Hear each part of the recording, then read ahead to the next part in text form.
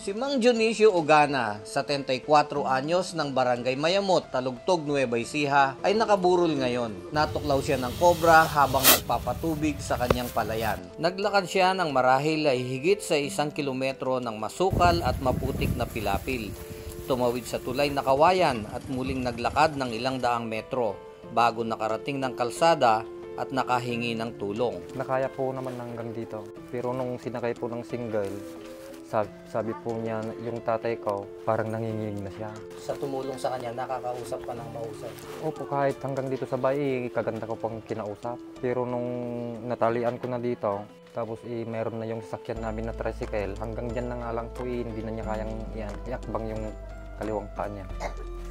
Mula dun sa tricycle, nakalakad pa siya, papunta dito, hindi na? Nakalakad naman hanggang dito sa terrace ko na to. Ang sabi niya sa akin, anak, ipaano mo ako dahil nakagat ako ng ahas, sabi niya sa akin. Kaya tinawag ko naman yung pinsan ko, kukuha naman siya ng tricycle habang tinatali ko naman ng guma dito. Saan hospital kayo pumunta? Ang una kong ipinunta yung tatay ko dito sa center. Pero parang wala nang malay. Tapos naglaway siya ng parang malagkit. Yun na. Mula doon sa center, saan niyo dinala? Pinunta po namin sa Gimba. Saan hospital sa Gimba kayo pumunta? Lying in po. Pero dito sa Gimba kasi, popular na popular yung Gimba General Hospital ni Dr. Lumang pagdating sa mga snake bite. Bakit hindi nyo naisip na doon pumunta? Wala pong kakayahan kung doon po ipupunta. Nakakalungkot isipin na sa pagitan ng buhay at kamatayan ay mas pipiliin pa ng mga mahihirap nating kababayan na tumakbo sa mga pampublikong ospital kahit pa alam nila na maliit lang ang tsansa na mayroon ditong gamot pangontra sa tuklaw ng kobra.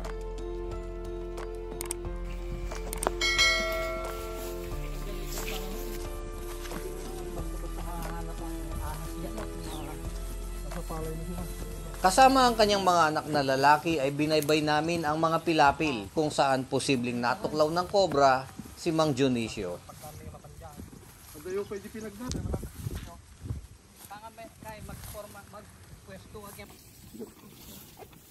Yan yung daan. Dito po lang yan.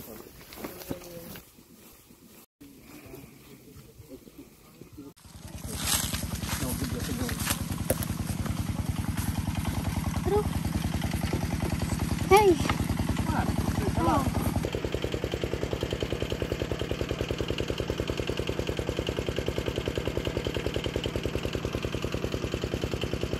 Sabi niya, ajay, taas pa nung dali. Ang taas pa nung daliri niya, ganyan. Malayo pa.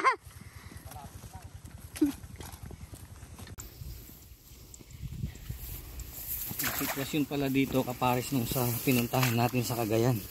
Walang clue kung saan talaga eksakto nakagat yung namatay dahil wala siyang kasama.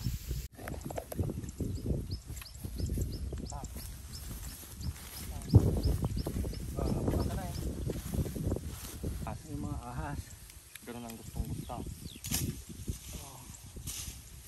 Yan. Dito po eh. Sabi niya sa akin dito. Dito lang pa. Kung nakausap niya eh, nakakuha. Nung nakausap mo, diretso pa yung salita niya. Opo. Mabubulol yun. Hindi pa napulol eh. Oh, pero nabulol. Hindi pa po, hindi pa. Siya lang nabulol. Sabi niya po sa akin eh, nakagat ako ng ahas ako, sabi niya. Laki. Ang laki, sabi niya.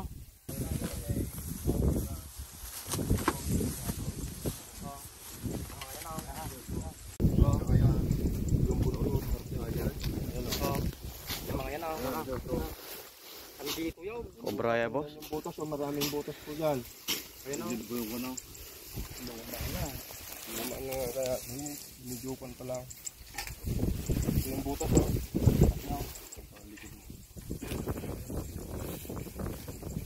Ito yung daanan niya kasi. Dumadaan dito. Tinapos lang tatapit nagkalkal yan, Pinay. Nay, Pinay, ako? Ay ba? Oo, pinakpan. Pinakpan. Ito ako. Ayun, pinakpan lang ng ganito ako. Ayun po. Darapida po sa Ilocano. Darapida. Darapida. Hunos. Opo. Hunos. Punton. Hunos. Ang hunos sa Ilocano ay darapida. Bunton, nga darapida. Bunton to, bunton. Mali pala ako. Bunton, punso, di ba? Opo. Eh, hindi naman ito punso eh. Punso pong darapida, yung kanya, mababa lang po, hindi tumaas. Pagka yung punso hindi tumaas, punsong dapa kung tawagin doon sa may amin, punsong dapa, dito naman darapida. Darapida po sa Ilocano talaga. Trivia ka pa, mali pa yun. La cobra lang ang alam natin talaga eh. Sinulatan ni Bayaw yung ata na yung matoy at itinagpan ni Bayaw pa rin. Tapos yung malang tapos na. Malalim. Boy! Karambaw! Hey! Tulungan na kami bro. Dumakay lang ito yung kadwa mo. Boy! Ngayon, kinam na idar. Nag-book na.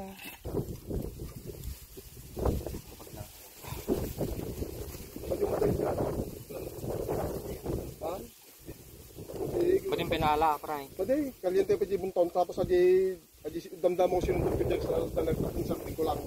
Kaya na mapansin mo argay. Wala tayong subtitle ngayon kasi Kapampangan lang ang alam natin. Dahil marunong mag-Ilocano. Tagalog na lang po. Para mag-Ilocano.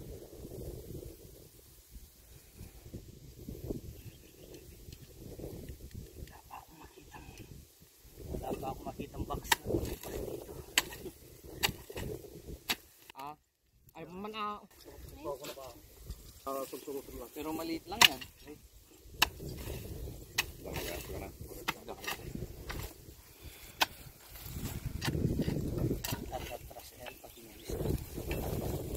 baka dyan dadaan yan. Hindi ka nagtataka eh. Pero dito, linagisa ko na dito eh. Wala dito. Dak yung mga na eh. Wala na lang pasok dito. Wala dito. Linagisa ko na dito. Sige, sige.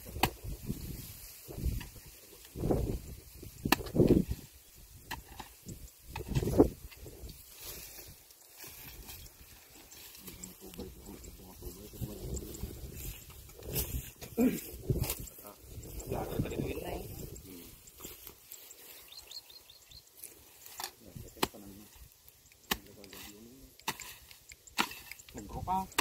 Sabi mo, mas malalaki yung home.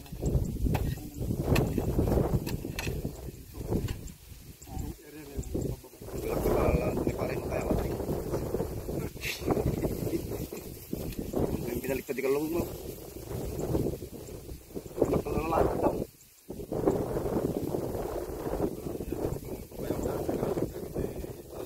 Nya mamog Tagalog na bayaw. English. Nakarkarong bayaw. Lagi lingwahe klata na. Ilocano. Pero mga lato ito pa ito ah. Muna. Tango mo ito ay English ka ba? Lalo kung ako nagtagtagalog ta siyempre ang kamadwala nito pinagtagalog ko na. Mabitan pa pa maibusa na ako. May ganito naman di ba? Pinakabagay. Muna ni Sanay. Tama baga.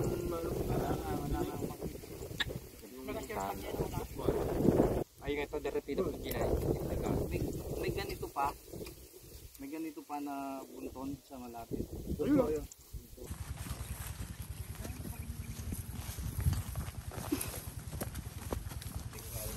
Dito daw po. Ayun daw. Dito po yung mga tayo daw po. Medyo malinis.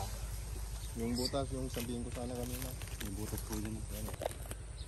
Ito po yan, tayo. Saan po yung dumadaan nyo si tatay parang? Agito. Di ba tayo ng aso yan? Galang mata. Tayo naman yata ng pusa. Walang mga napusa.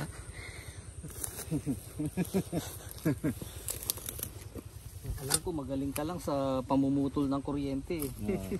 Wala kang puso, Max! Pero mahirap din po yung gano'n, yung namumutol ng kuryente na kuhan. Oo, may natataga sa ganun.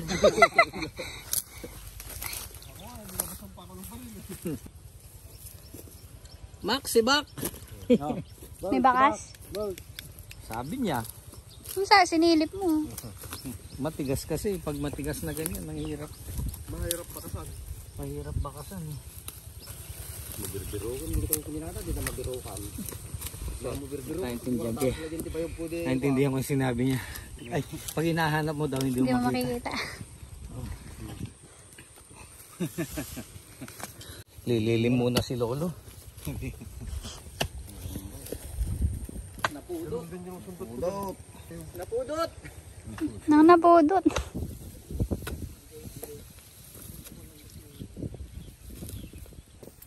Mama, nakabota ka dyan. Ay, opo. Huwag kayong lalakad dyan ng hindi nakabota. At yan po yung sapa na yan. Yan po ay baluarte ng mga alupong. Baka naman Wala pa kami nakagat ng aki. Hindi ako nagbubuta dati dahil mainit. Ngayon lang.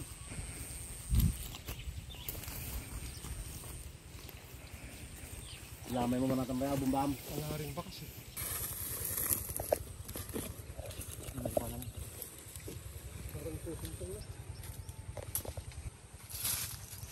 tatlong pindot yan. Pakamot sana. Lipat nga itong bangga doon sa kabila. Ba't naman kung nandyan eh. Bakit naman dyan sa mangga. Buhay na buhay. Ay.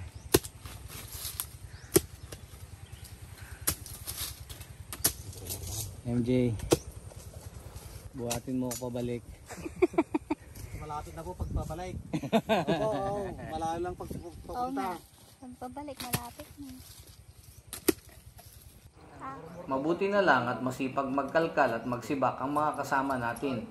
Ganun pa man, ang layon ko lang sa pagpunta sa lugar ay ituro sa mga magsasaka kung saan posibleng nagtatago ang mga kobra at ng kanilang maiwasan at hindi na maulit ang nangyari kay Mang Dionisio. Dalawa naman yata to. Meron? Tik pang tamaan. Meron? Ayan mama. Saan? Galaw. Ikalalim pa ng buto yung po po. Nakaroll lang siguro. Asawa. Ayun po, dyan naman po dyan. Tik ng tamaan ng tanungkap. Pero huwag niyong papaluin ha, baka ako tamaan ha. Hindi po. May mga Ayaw na pong manghuli ay. Baka manghuli na po. Ay, atan na eh. Arto di ko na nagputi pa ito na eh. Nagkudit si Paray. Arto na yung alam so ata di ulo na. Ata di ulo na. Nay, nagtaktil na eh. Wow. Dalawa sila. Ulo yan. Hindi. Ito lang. Isa lang. Takal mga ito. Nay? May Oh? lalagyan ka ma? Hindi, nagdala kami lalagyan. Nagdala po ba ka? Oo, doon sa bag. Meron MJ, lagay mo yan, lalagyan. Ayan na po. ata?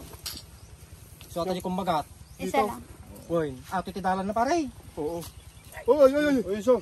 Tik na. Gilaan. Supot.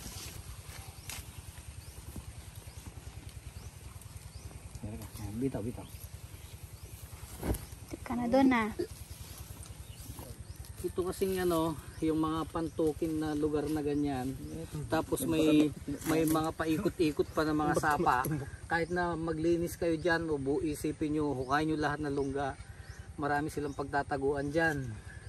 Parang nila ito, sanctuaryo nila to. Dito sila nagpaparami, dito talaga sila nakatira. Hindi niyo lang sila masyadong nakikita kasi yung camouflage nila perfect. Kahit may konting sukal lang na ganyan, hindi mo talaga siya basta-basta mapapansin. Kaya malaking tulong na lagi kayong nakabuta.